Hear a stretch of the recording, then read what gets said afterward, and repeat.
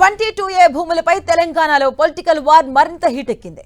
BJP LP నేత మహేశ్వర్ రెడ్డి, మంత్రి పొంగులేటి మధ్య సవాళ్ల పర్వం కొనసాగుతుంది. 22A భూముల అక్రమాలపై చర్చించడానికి ఆధారాలతో సిద్ధంగా ఉన్నానని తెలిపారు మహేశ్వర్ రెడ్డి. తాను అసెంబ్లీ మీడియా పాయింట్ దగ్గర ఎదురు చూస్తున్నానని, దమ్ముంటే తనతో చర్చకు రావాలని పొంగులేటికి సవాల్ విసిరారు. లేకుంటే మంత్రి పదవికి ఆయన రాజీనామా చేయాలంటూ డిమాండ్ చేశారు. నిషేధిత జాబితాలో వేలాది ఎకరాల భూములు చేర్చారని, వాటిపై సీబీఐతో విచారణ జరిపించాలని కోరారు ఏలేటి మహేశ్వర్ రెడ్డి. మీడియా పాయింట్ దగ్గర మంత్రి పొంగులేటి కోసం ఖాళీ కుర్చీ ఏర్పాటు చేశారు. మంత్రి పొంగులేటి కోసం ఎదురు చూస్తున్నారు. ఇదే అంశానికి సంబంధించిన పూర్తి డీటెయిల్స్ మా కరెస్పాండెంట్ అజయ్ అడిగి తెలుసుకుందాం. అజయ్,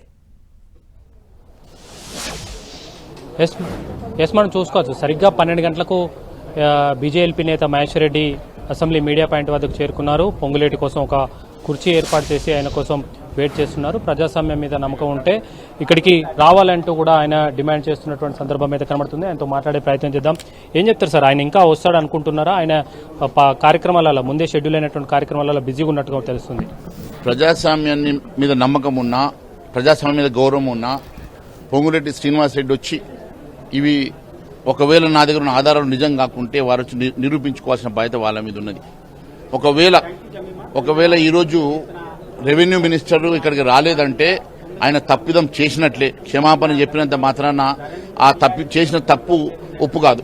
క్షమాపణ చెప్పినా కాబట్టి నన్ను క్షమించారు అనుకుంటే నడవదు. తెలంగాణ ప్రజాస్వామ్యంలో వారు చేసిన తప్పిదం మామూలు తప్పిదం కాదు.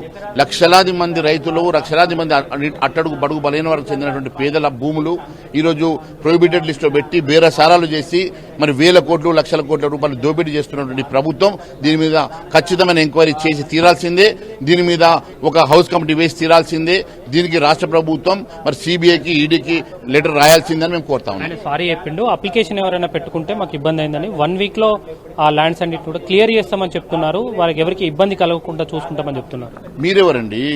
నువ్వు ఎవరి భూమి అంటే వాళ్ళ భూమి వేసి అప్లికేషన్ పెట్టుకుంటే క్లియర్ చేస్తా అంటే ఏం చెప్పదలుచుకున్నావు? నీకు ఏం అధికారం ఉన్నది? నువ్వు రెవెన్యూ మినిస్టర్ గా కుర్చీలో కూర్చుంటే ఏ భూమి అయినా కూడా నువ్వు గవర్నమెంట్ లేస్తా, ఏ భూమి అయినా సరే నేను మళ్ళీ తీసేస్తా అని చెప్పదందుకు ఏమన్నా దేవుడు వా? నువ్వు ఎవరు? Who are you? Your after all a revenue minister. You have to work under the democratic system. నీకు రూల్ ఆఫ్ లా ఉంటుంది. రూల్ ఆఫ్ లాలోనే పనిచేయాలా. నేను ఎవరి భూమి అంటే వాళ్ళ భూమి నేను ప్రభుత్వ భూమిగా నేను ప్రకటిస్తా, లేకపోతే ప్రొహిబిటెడ్ లిస్ట్ లో పెట్టేస్తానని నచ్చి కలిసి నాకు పర్సంటేజ్ ఇస్తా, నేను దాన్ని తీసేస్తా అంటే నీకు అధికారం లేదు. అది కేవలం నువ్వు చేసేది ఒక రెవెన్యూ మినిస్టర్ ముసుగులో నువ్వు చేసేది దోపిడీ అని చెప్పి తెలియజేస్తావు. ఇంకా 1 అవర్ టైం ఉంది. ఆయన వచ్చే పరిస్థితి ఎలాగో లేదు. భవిష్యత్ కార్యాచరణ, ఆయన రాకపోతే మీ భవిష్యత్ కార్యాచరణ ఏ విధంగా ఉండే అవకాశం? ఖచ్చితంగా దీని మీద పోరాటం చేస్తాం. భారతీయ జనతా పార్టీ దీని మీద ప్రణాళిక సిద్ధం చేస్తున్నది. దాని ప్రకారం మేము ముందుకెళ్తాం. ఇది ఖచ్చితంగా ఖచ్చితంగా ఒక ప్రణాళికను సిద్ధం చేసుకున్నాం ఇప్పటికే.